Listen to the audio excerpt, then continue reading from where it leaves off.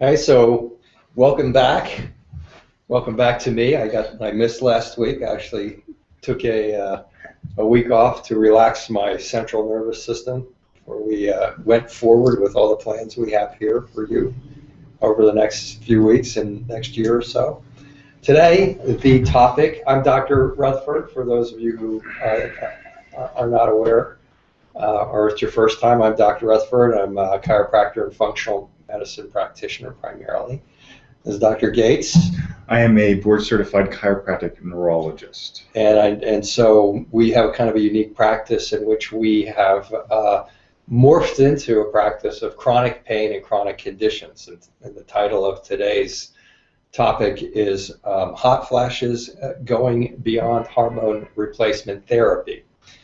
And little did I know when I started getting into treating fibromyalgia many years ago that it would morph into the practice that we have.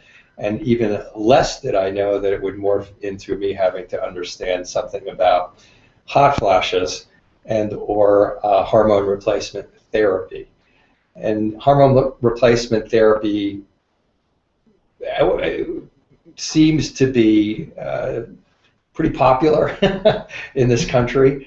I know those of you who may be watching in Southern California, there seems to be a hormone replacement therapy doctor on every other corner, and it seems to be like so many of the other treatments that have evolved in this current medical model, or this current healthcare model, even relative to we have a symptom, we try to alleviate the symptom, we find we don't have enough estrogen, so let's take more estrogen, as we'll talk about in a few minutes.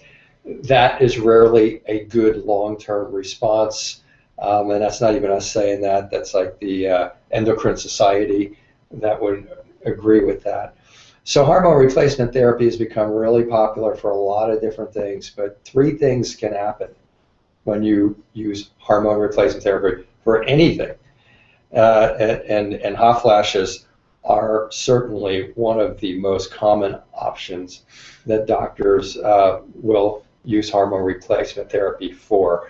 And when you replace hormones in your system, you already have organs that are supposed to be producing these hormones. Now, for some reason, they're not. We're going to talk a lot about that. Okay. But when they're not producing, there is a feedback mechanism to your brain that is supposed to tell your brain they're not producing. And then there's a part of your brain called the hypothalamus is part of your brain that detects that it's not working. Then it tells your pituitary gland, your master gland, hey, you need to make more of this hormone, more of this estrogen. And then it sets off this chemical reaction, and then this ovary, in this particular case, is supposed to make it. And when you start taking hormone replacement therapy, one of three things is going to happen. You're going to have the ovary itself begin to not make it being estrogen. You're going to have the feedback mechanism to the brain possibly shut down and break, if you will. And you're going to possibly have that mechanism in the brain become faulty. So these are three things that can happen from long-term hormone replacement therapy. I'm not a big fan of hormone replacement therapy as much as it is utilized. Certainly it has value in certain cases where people's systems that I just got done describing have broken down for one reason, for a tumor or for a cancer, or maybe you've just had hot flashes for so long and you've taken hormone replacement therapy for so long that it's broken down. But I just wanted to kind of set that background because the title is Going Beyond Hormone Replacement Therapy. A lot of folks come in here with fibromyalgia, chronic fatigue, they come in here with Lyme disease, they come in here with all different kinds of things. And in the females will frequently have hot flashes. It's not why they came in here. Again, like I said in the beginning, this is was a surprise to me. I was going to have to learn to deal with all this stuff. And so it's interesting, but hot flashes and female issues are almost at the bottom of the hierarchical battle of what we do. Mm-hmm. In other words, what you're going to find out is that there's a lot of other things that are causing that. Oh, and by the way, it's not always menopause, and I hope that we're going to discuss that, because this is going to be Dr. Gates's hot topic as much as I'm blabbing away here. So these are going to be kind of the highlights. Doc, I came in, yeah, I've had the hot flashes. I just figured it's menopause, but then again, I went through menopause like 20 years ago, and I'm still having hot flashes.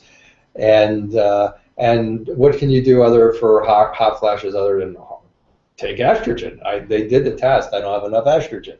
So, or any of the number of things that are done here. And in the alternative field, there's a different approach, and we'll discuss that also. That isn't really completely addressing your problem in the way that it could be addressed, so that your whole physiology gets better. So hot flashes. I'm going to defer at this point. I'm going to defer to Dr. Gates.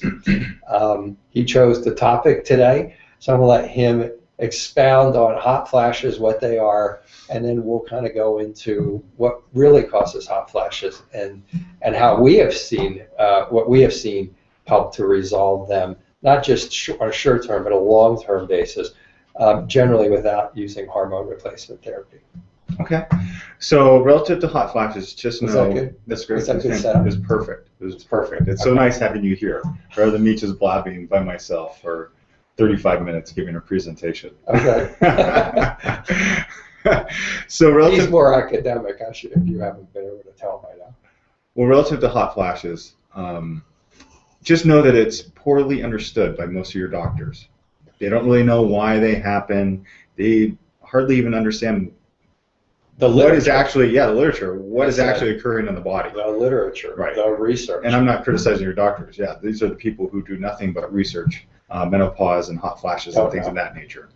The current theory is that it's a problem of the fight-flight response in the brain. We have two major sides to what is termed an autonomic nervous system, meaning it's involuntary. You don't have to think about it. So there are these hardwired responses that can come from our brain down to our body and send signals to our body to prepare us to either fight something like a grizzly bear or run away as fast as we can. And then there's another side that's termed the parasympathetic side, which is the rest and digest responses. The current theory on hot flashes is that because the ovaries are shutting down and not making enough estrogen, in an attempt to get the ovaries to work, the brain starts sending hormones from your brain down to the ovaries to get them to work, but also in that attempt, other hormones are sent and other hardwired signals are sent to your spinal cord that cause us to have these fight-flight responses.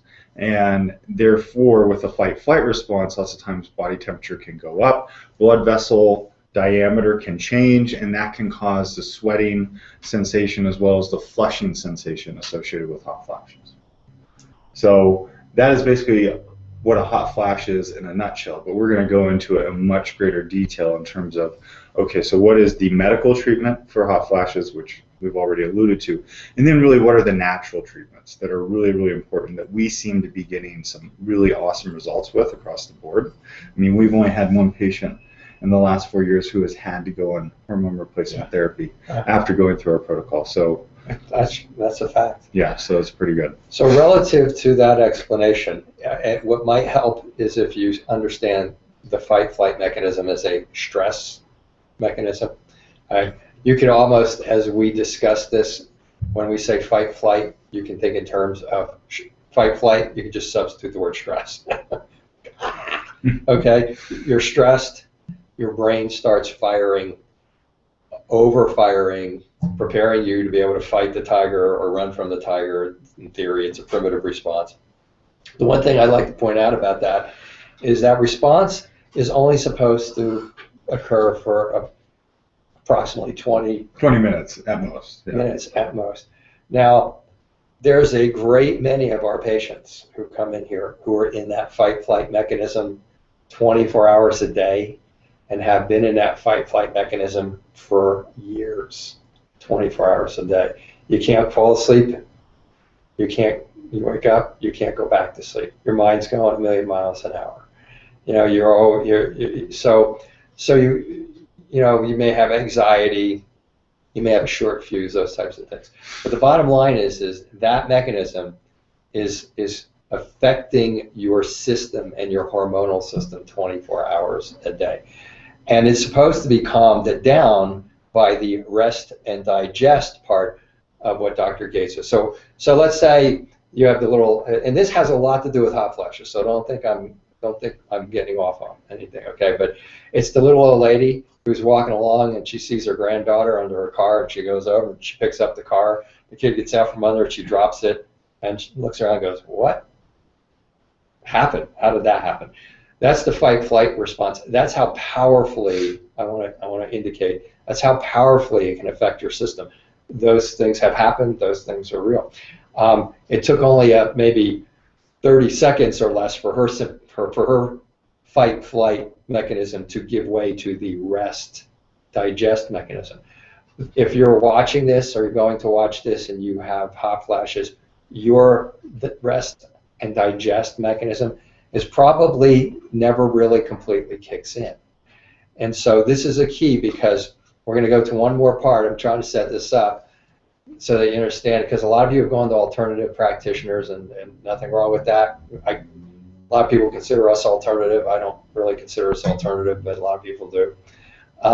And when you go to those practitioners, you're going to hear a lot about adrenal glands in general. In general, the mantra of the alternative practitioner, although it might be changing a little bit, is you can't fix anything unless you fix the adrenals. Frequently, that is the wrong target. Frequently, you can't fix the adrenals unless you fix everything else. If you come and you have a stress mechanism and you have a bad gut and you have a bad thyroid, we might get into a little bit of that today, because to fix the adrenals, you got to fix all the stresses, not just the adrenals are your stress glands. When you go into this fight-flight mechanism, the stress mechanism, it causes your adrenal glands to do a lot of things. It causes it to put out too much cortisol. It causes it to put out too much adrenaline. We're not going to get into that whole thing, but there are other things that it causes it to do that lead to you having these hot flashes, and that's what we're going to talk about. So if you're in this 24 hours a day, your adrenal glands are fired up. Now we get into life. We go into menopause, which is a very stressful environment for the female body. Your adrenal glands kind of start to crap out, if you will. My term. I like that term for some reason. I don't know. They kind of crap out. I use it with my patients a lot.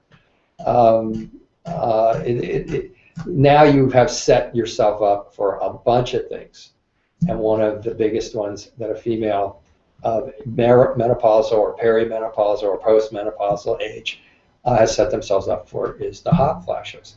So it's brain. I want to point out it's brain. Yeah, it's brain. It's stress in your brain that is not being dampened, and it's physiology. And a lot of it has to do with your adrenal glands and other things that are negatively affecting your adrenal glands. So I think that kind of really... Yeah, I think you drove that point home. That was perfect. That was a great... I'm trying to give you a wide net to cast here now. Absolutely, lay explanation of the stress response. Yeah. I'm with you. And you were talking about the adrenal glands making too much cortisol.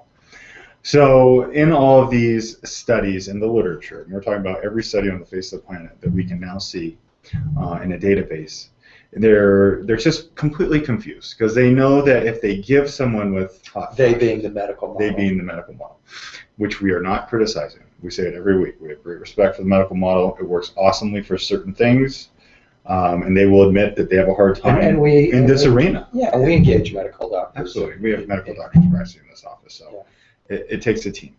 And in fact, in the literature, they frequently cite we need to look to complementary and alternative therapies in this particular situation.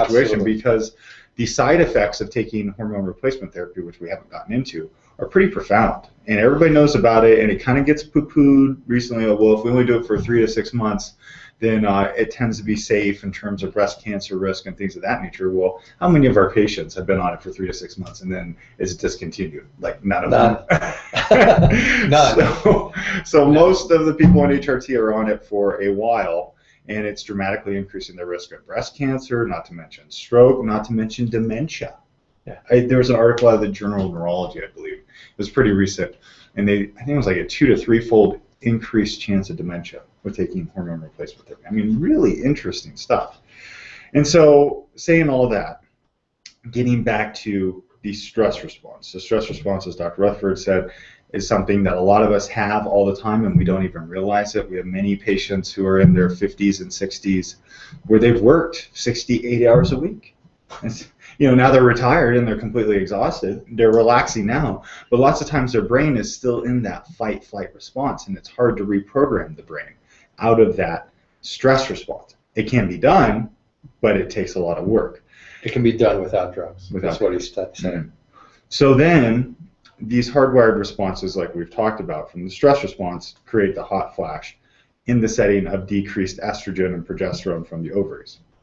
Now, the medical model is to give a woman with hot flashes estrogen and progesterone, and typically that will alleviate their symptoms. The estrogen comes from horse urine, if you want to know, and the progesterone is called medroxyprogesterone. It's just a chemical derivative.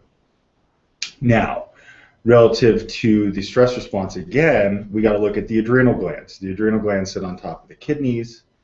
They produce stress hormones. They produce just a number of hormones. I mean, some big-time researchers in neuroscience and endocrinology say that the adrenal glands are actually the most important gland in the body because they really keep us alive in a lot of circumstances. Now, cortisol has the effect of being a stress hormone. It raises blood sugar, for fasting, things of that nature. But the adrenal glands are also responsible for making things like DHEA, a certain amount of estrogen, a certain amount of progesterone. What I think it's important to understand is in a stress response is that these adrenal glands, most people know them as stress glands, okay? And that point is getting well hammered home. But I think it was a surprise to me, quite frankly, when I first really studied the adrenal gland to find out that the adrenal gland made many of the precursors. Your hormones are made out of cholesterol. Most you statin fans out there, okay, who think statins are great, okay, they kill cholesterol. Those who think cholesterol is bad, it does a lot of things. It makes up like 50% of your brain, 60% of your nervous system. It makes all of your cell walls. It's fairly important, and it's a part of making all of your hormones. And along with some of the precursors that are in the adrenal glands, it makes your female and male hormones. It makes your estrogen, your progesterone, and your testosterone. So if you're stressed and you have female issues, there's a good reason to believe that the stress may be altering your ability to make hormones, especially if you're on a low-fat diet and you're taking statin drugs. And I just threw that in there as kind of a professional joke, but it's not a joke. These are the types of things you need to evaluate when you're evaluating somebody who comes in on hot flashes. Yeah, absolutely. Okay? Absolutely. So, and again, I'm just trying to bring it down to a kind of a lay person level so that you can understand this, so that if you take this information and you're talking to your alternative practitioner, you're talking to your medical doctor, you could actually, converse with them and say, hey, listen, this is what I'm telling you is the facts. I'm not making this up, okay? It's almost like translating French into Spanish into English. That's what we're doing here. So the literature is its own language, and I have to translate that into what I'm saying here. And then Dr. Rutherford is just wonderful at translating it into really the jargon that everyone else is going to understand. Because that's you. That's everyone you. Else. Exactly. Am I accurate in saying that? Yeah. Okay. And so the adrenal glands, as we were saying, make stress hormones, but they also make a lot of other hormones. And we're seeing that once somebody is in menopause and they're having these hot flashes, they're typically making too much cortisol, or the ratio of cortisol to these other hormones involved in, they're termed sex hormones, like DHEA, progesterone, a little bit of estrogen. Those are not being made enough because your brain is in this stressed out state. So it's saying, okay, put everything into the stress hormones. Meanwhile, now your ovaries have shut down, and then now your adrenals aren't making anything either. So it's no wonder that you're having hot flashes and that they're completely uncontrolled. And you've been stressed out for 50 years. And that's your brain's hardwired response now. Yeah. So that's what I'll say on that. I'll let you continue. We can go into blood sugar and a number of other things here pretty soon. Well, why don't you, okay, so the basic hot flash is, oh, and let me just, the basic hot flash is you get stressed. You go into this fight-flight response. Mm-hmm. And I actually didn't catch the study that you were saying. Relative to the brain and what they're talking about? Yeah, relative to the fight-flight syndrome and how it created the hot flash in and of itself. Okay. Want me to go back through that? Well, I do, because I wanted to delineate for the patient and the mechanism between, for example, I have a lot of people come in and they say, well, I think I'm getting hot flashes. And I say, well, do you sweat? Do you feel like hot inside? Or what is it? Do you just sweat, or do you like have this like feeling of like every fiber of my being is about to be lit off by a match and I'm hot? If you're just sweating, it may just be an adrenal response. It may not actually be this response. And then in that case, the adrenals is the target that we'll talk about in a little bit. But if you're, I guess I just want to repound home the point that this mechanism where you get, where you go into the fight-flight mechanism, you stay there, then that overloads the spinal cord. It's something called the intermediate lateral nucleus that goes down the spinal cord, and then that goes to the adrenals, and then that creates the actual heat. How? So we have, like, say you're these are the questions that people ask. Fantastic. So say you're outside on a cold day like today, standing naked. Eventually you're going to start to shiver. Your body is trying to warm itself up. And those are hardwired responses coming from a certain part of the brain termed the hypothalamus. And they talk to a little part of the brain termed the pituitary. And that pituitary will send hormones throughout the system to warm you up, as well as there are hardwired responses coming from the hypothalamus down to the spinal cord to do the same thing. Okay. So that's number one. And then did you want to? No. Okay. And then the ovaries in this setting of hot flashes are now starting to produce less estrogen. And so the brain is getting confused. It's saying, okay, ovaries, come on, do your job. And so it starts sending signals to the ovaries to get the ovaries to produce more estrogen. But the ovaries are saying, we've been doing this for 30, 40 years. We don't want to do this anymore. We're done. And so because of that, the brain starts to go into more of a fight-flight response and starts sending other signals to the adrenal glands, as well as hardwired signals down our spinal cord to initiate a stress response in an effort to get the ovaries to try and start producing estrogen.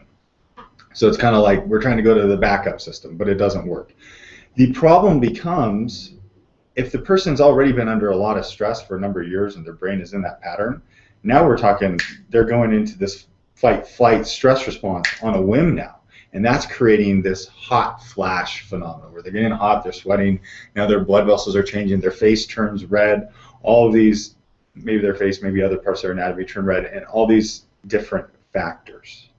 Because they know this because they see increased what's termed norepinephrine. It's just a chemical, it's termed a neurotransmitter, and norepinephrine goes up when people are having hot flashes as well as stress responses.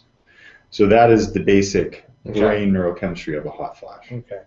And that's what I had wanted to be able to represent as to what effect that has on the ovaries and the estrogen, because the estrogen is where it's at. As far as patients come in here, it's menopause, I need estrogen. Right.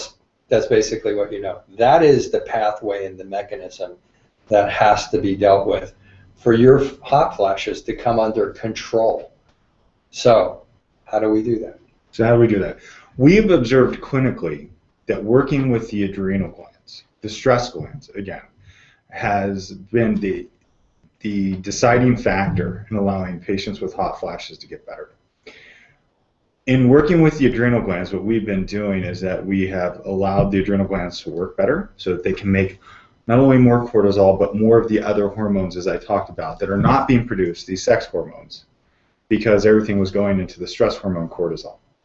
And we actually can supplement people so that they have more precursor, which is one biochemical pathway before making cortisol, so that they can make cortisol, but also things like DHEA and progesterone. And then we can supplement with a few of those hormones as well, or we refer the patient for medical intervention for these hormones over here, these sex hormones. And with that, we've observed just the most striking changes with hot flashes. Coupling that with calming down the stress response from the brain. So it's kind of like, where is your engine revving at? Is your engine revving at 3,000 RPMs when you're driving down the freeway, or is it revving at 9 to 10,000 RPMs? If it's revving at 9 to 10,000 RPMs all the time, that's a problem. The analogy here is that 9,000 RPMs is the stress response of the brain of most people with hot flashes. So it only takes a little bit of drop in. Yeah, your threshold lowers, and it now, where before you wouldn't get upset, now you. Exactly. So you're always there, and so you lose a little estrogen, and then wham, you initiate the response for a hot flash, the stress response. What we do is we calm the brain's response to stress down so that the threshold there is not as high all the time. And we do that in conjunction with working with the adrenal glands, and we've just had phenomenal changes relative to hot flashes. Okay. And I was actually writing something down here. So if I repeat any of this, forgive me. Stress response from the brain, and did you indicate that that could be done without Xanax? It can be done without Xanax. I did not indicate that. And that's okay. We'll talk about that in a second, because there's a lot of really cool things that are so sometimes we've strived here to try to make the treatments pretty simple. Because if they're simple, people are going to do them. And if they don't take an hour to do at home, and if you don't have to become a Zen yogi, which is fine, don't get me, I'm all over meditation, okay? I think it's phenomenal. But I mean, most people aren't going to spend 10 years figuring out how to go into a meditative state. So that you need more, you need tools that are a lot more doable for the patient, and Dr. Gates and his colleagues have developed, his one main colleague, for Dr. Carrick, have developed the pretty basic. You'd be surprised. We might be able to show them one or two or something like that. I don't know. Okay. I show people the ones with the legs. They always laugh. They think I say, no, this is whatever, and they do it and it works, and they're surprised. But that main stress needs to go down. I didn't catch, because I was writing something down. I heard you talk about DHEA, and what types of things did you say we were using successfully? Relative to the precursor to cortisol and DHEA, as well as the DHEA and the other hormones. Okay. We may use those. There are certain things we can use on a supplementation basis, and other things we have to refer patients for. But the point I would like to make is, our goal when patients come to our office is to get their body back to homeostasis, to get it back to balance. There is an exquisite balance that your body craves, and when you get to that balance, things work, you do well. You either get sick, you either don't get sick, or when you get sick, you get out of it real quickly, you don't get the things other people get, you don't get fibromyalgia, you don't get chronic fatigue, you don't get any of that stuff, okay? But there's a lot of things attacking that balance. And those things attacking that balance are stressful. And when people think of adrenal glands, they think of stress glands specifically relative to the fight-flight stress mechanism that you're talking about. I'm stressed, it's stressing my adrenals out. But I think what we have found to be most successful is most of our patients, again, let me go back and say, most of our patients don't come in here for hot flashes. I mean, I can almost think of nobody that's come in here for hot flashes, and we've treated hundreds of them, okay? Because the fibromyalgia patient doesn't have the precursors, so they're under a lot of stress. Their pain is causing stress on their adrenal glands. Most of the I'm just using one example here, so forgive me, but I'm using fibromyalgia as an example. Most of them have an autoimmune thyroid called Hashimoto's. We've done a presentation broadcast on that. You can access, and Hashimoto's is stressful to the adrenal gland. So if you don't calm that down, you're going to have a tough time, even with protocols that you just got done mentioning. Most of them have gut problems, and specifically small intestinal problems where they have food allergies. Stress out the system, that stresses out the adrenal glands. Since this is one of the cases where if you don't fix the adrenal glands, you don't fix anything else. And I made the comment, well, but I think it's the wrong target. This is what I'm talking about. It's the right target, but you need to fix everything that's stressing that gut. If you have a parasite in your gut, if you have intestinal permeability, the now famous leaky gut, creating these food allergies, if you have celiac and every time you eat wheat, it creates an inflammation. If you have inflammation, if you have infections, all of that is also stressing out the adrenal glands. And it's been my feeling that the reason that the success rate with the methods that we're using is so high with the methods that you discussed just now is because that's all being taken out. Protocols. And now you have a much clearer picture of what needs to be done with the adrenal gland. That's an awesome point. And I'm saying that because I think one of our biggest challenges as physicians today in getting people better, and we talked about this briefly yesterday, is patient selection. In fact, we talked about it last night. Those of you who had surgeries that haven't worked, I've had the chance to observe a lot of surgeries and female surgeries too. And patient selection. I mean, the doctors need to do a better job at determining whether you look like you're going to respond before or not. That's kind of what I do here. I kind of do the initial consults and try to determine whether the patient feels like they would be a good candidate for what we do.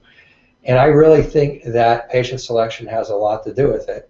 And then once you have a patient properly selected, I really think that calming this system down and then applying the methods that Dr. Gates just alluded to briefly, I really think it's more labor intensive, it's a little bit more tedious, it's a lot more tedious, but you know what, it gets the job done now and long term.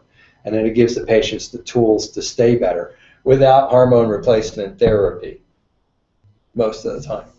Yeah, you made an awesome point there. And that's something that's not talked about in the literature.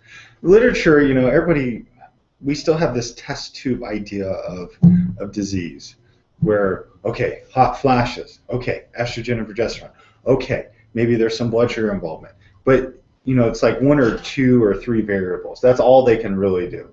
Whereas when you're dealing with a patient, you may have 10 variables. We talked about it, I believe, or more.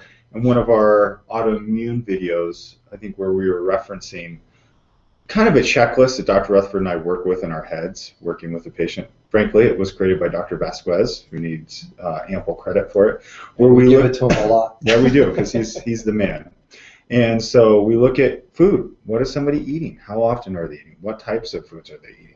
We look at infections, as Dr. Rutherford said. That may be a parasitic infection in the gastrointestinal tract, maybe a viral infection in the thyroid, maybe a bacterial overgrowth in the first part of your small intestine.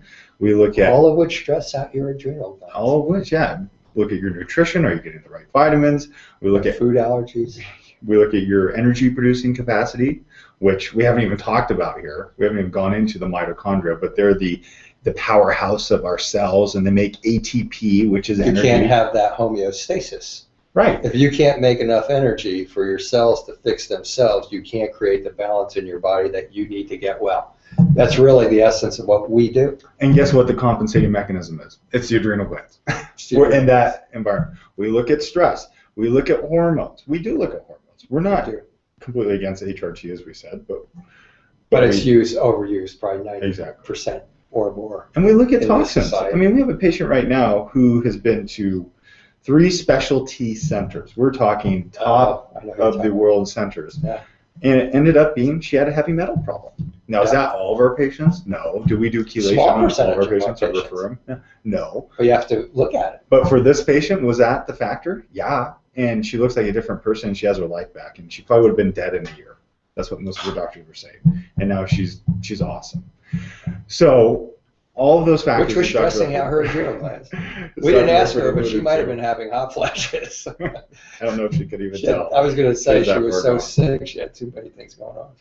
So that is the setting we're working in. And that's why we seem to impart some pretty large success rates. Now, one thing that is talked about in the literature is blood sugar. Let's go into that. So relative to hot flashes and patients with hot flashes, they're now seeing that functionally low blood sugar as well as functionally high blood sugar. So meaning you haven't ate for a while. You probably have functionally low blood sugar, versus you just had a bowl of spaghetti and a loaf of bread that's functionally high blood sugar. Those circumstances predispose people to hot flashes as well. So if you haven't eaten and you get irritable and shaky and all that type of stuff and kind of nauseous, that's what he's talking about. You eat the pasta, like, 3 minutes later you're doing this number. Both of those are affecting your adrenal glands, ultimately potentially leading to your hot flashes. Exactly. And that's exactly it. It causes the adrenal glands to produce too many stress hormones. It initiates the fight-flight response in the brain, and therefore we get a hot flash. Now, at this point, I think we should talk about DHEA. Now, DHEA is the one thing that the medical research is discussing relative to getting away from hormone replacement therapy. However, much of the time when you have a cheap therapy like that, it doesn't gain a lot of traction in the mainstream medical community. Not a criticism, just a fact. So what they're seeing with DHEA, which is produced in the adrenal glands, which will not be produced from the adrenal glands when somebody's been stressed out for their entire lifetime, is that the DHEA has the capacity to be converted into estrogen and progesterone. And they're now showing that you can give someone with hot flashes DHEA by itself, and it can help to a certain degree. Like giving you estrogen. Yeah, exactly. It's a precursor to it. But again, along with cholesterol. I hope from this entire broadcast, everybody listening has an idea that even though DHEA can be of some benefit, it's not the end answer again, because there's so many other factors going on with the hot flash victim, from the brain to the stress response to the adrenals producing the wrong hormones to blood sugar alterations to everything we talked about relative to food, infections, nutrition, hormones, toxins, everything. Yeah, I think really as we're chatting here, I mean, really the ultimate point is, if you're sitting here with hot flashes, even if you have low estrogen, unless your ovaries have completely kicked out and your adrenals have stopped working, okay, hormone replacement therapy is a temporary stopgap. Going back to what Dr. Gates indicated about 3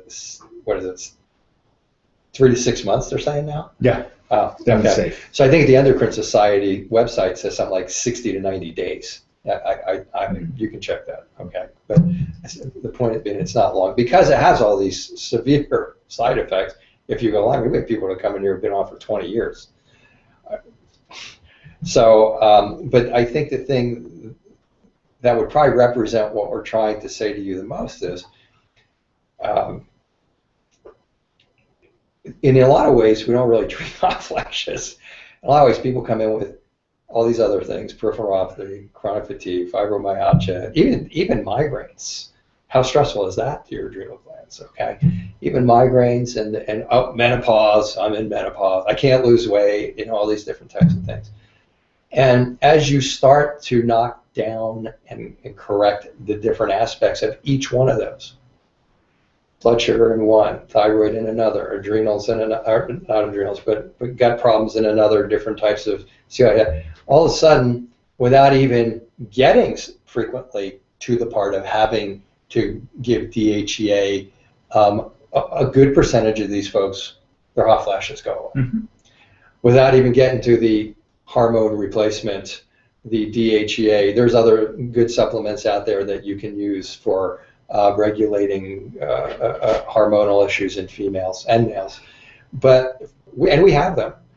But our goal is first to see if, when the body starts synchronizing, if the hot flashes go away, without even getting into any of that. Now, I couldn't give a percentage because I'm not out there with you.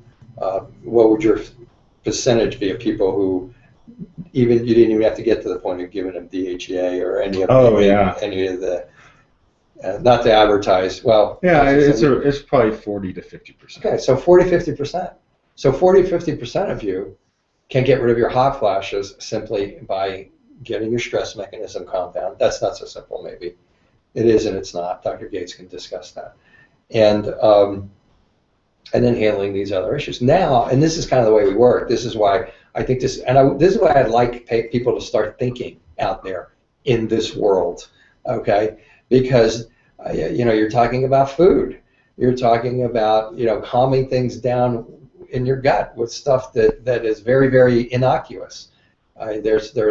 So So without specifically thinking, oh, my estrogen levels are low, that means I got to take estrogen, know that if you take steps to get yourself cleaned up and in good shape, that frequently that'll go away. Then the next step would be to utilize the procedures that you're talking about with the DHEA, other precursors. There's other supplements that can be used. I'm basically referring to the Apex stuff. We happen to use a lot of Apex stuff. We're not saying they're the only guys, but we've found them to have really good supplements. They're not the only supplement that we use either. But I'm relative to some of the ingredients and herbs in those. And now if that doesn't ultimately work, it may be that your adrenals or your ovaries particularly may be atrophied. If you've been taking hormone replacement therapy for 20 years, your ovary may not be producing it anymore. And you know, the interesting thing is that I mentioned there was one who was not improved in terms of their hot flashes in 4 years. Actually, now I reconcile back, there have been two. And both of those were in persistent, stressful circumstances. And they both, meaning one has an extremely stressful job, and the other one, her marriage was, let's just say, it was kind of on the rocks. And she didn't feel that she could fully express herself, and she kind of felt mentally beaten down. And we saw in those cases when they had some alleviation, or when they weren't with the stressful husband, or they weren't at the stressful job, the hot flashes came under complete control with what we were doing. Even with their ovaries being completely shut down, even with their adrenals being shut down. So stress is such a huge factor in all this clinically that we've observed. The research is now starting to show it. But lots of times clinically we're observing stuff that is not going to get into the literature for 10, 15 years. And the stress cannot be over stressed. It cannot be. Yesterday I was interviewing a lady, a neat gal, and she had peripheral neuropathy and pain, numbness, tingling, cramping in her feet, sharp shooting pains. Actually, she had a bunch of stuff. She had a low back problem that was contributing to her feet not working right. She had sharp pains that I think was from the fact that she was walking around on bad ankles from her having something called a drop foot. So she had a bunch of contributing things, but she had some classic numbness, some classic peripheral neuropathy signs, and we were just trying to dig out so that she could understand better what was going on. We were just trying to dig out the trigger, the thing that triggered it. And all of a sudden, she got really quiet. Tears started coming out of her eyes, and she goes, "Could it be a stress?" And I go, "Oh, yeah, it could be a stress." It just, this happened like 2 days after my husband died. I mean, and it's this same stress mechanism that we're talking about, but it can manifest in so many different ways. It can manifest in peripheral neuropathy. It can manifest in creating fibromyalgia. It's part of each of these, and it certainly can manifest in creating hot flashes. And I'm just trying to draw a little bit wider picture because this is what we've had to do. I mean, we didn't figure this out all at once. This has been an evolution over a long period of time where clinically it was hard for us to finally say, or it was hard for me anyway, to finally say, you know what, we just have to look at everything all at once now. We have to do a complete history that covers all the systems now. We have to do a complete exam that covers, when Dr. Gates got here, my first comment to him was, our exam in our history is where the rubber meets the road. And we really don't do that much testing relative to the type of testing that has been done by the time the patient's gotten here. And our testing is pretty targeted because we have looked at, we have a 17-page history we have patients fill out. If you came in with hot flashes, we would have you fill out a 17-page history. And it would cover virtually everything we've talked about now, today, and more. And let me just, for those of you who are sitting there in shock, it used to be a 40-page history. But we've been able to tease it down to what the real basic elements are. And then the exam that's done for someone who has hot flashes is about an hour and a half long. And Dr. Gates, who is our brain guy here, nervous system guy, well, he's everything right now as far as treating. But he has a specific specialty in that field. And I think I can say specialty online since you have a because I'm a board-certified chiropractic neurologist. For those of you who are out there who you can't say specialty in Nevada. This stress mechanism isn't just a matter of going, okay, you're stressed. It's a matter of doing a complete neurological exam and determining how severe is it. what parts of your body is it firing? Many times people come in here with a certain problem. Now, we don't get a lot of people who come in here, as I say, with hot flashes, but we would have people come in here with hot flashes and find out they have peripheral neuropathy. Well, they have severe stress. Okay, so that helps us to understand what that patient is up against. And all I'm trying to do is draw to you the fact that hot flashes are not about hormone replacement therapy, at least particularly not right off the bat, because hormone replacement therapy doesn't address any of those things and then allows those, oh, I'm sorry, I'm not supposed to hit the table, and then allow, well, it ticks me off, okay? And then, and it doesn't address any of those things, and it allows it to perpetuate. Right, and the hormone replacement therapy actually now puts you in a position where you're going to be dependent on that for the rest of your life. Exactly, you're not getting to the cause of the problem. So for those of you out there suffering with hot flashes, we know how miserable it can be. We are not in your shoes. Dr. Rutherford and I have never had hot flashes, but we have seen patients with hot flashes, and we know that it can be miserable. It can happen every 5 minutes, every half hour. You don't know what's happening. It happens in the middle of the night. It wakes you up. You can't sleep. It drives you crazy. I mean, we've heard it all. Now, by the end of this broadcast, I think that you should know the underlying mechanisms. We think you should know the underlying mechanisms behind the hot flash in terms of how important the stress response is relative to a person being predisposed to getting hot flashes, as well as the relationship of hot flashes to the adrenal glands, which you probably have never heard about. And so that you know that you don't necessarily have to be bound to taking hormone replacement therapy for the rest of your life, therefore increasing your chance of a stroke, increasing your chance of dementia by 2 to 3 times, and increasing your chance of having breast cancer.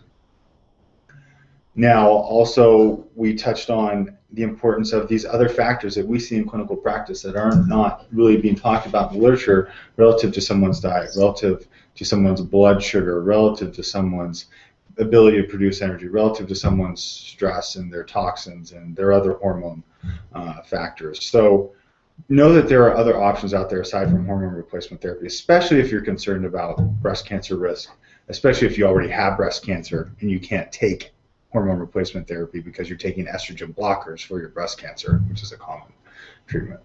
So I would say that's our presentation on hot flashes. And did you have anything else? No, I'd like to think we covered it. I think I finished with what I had to say.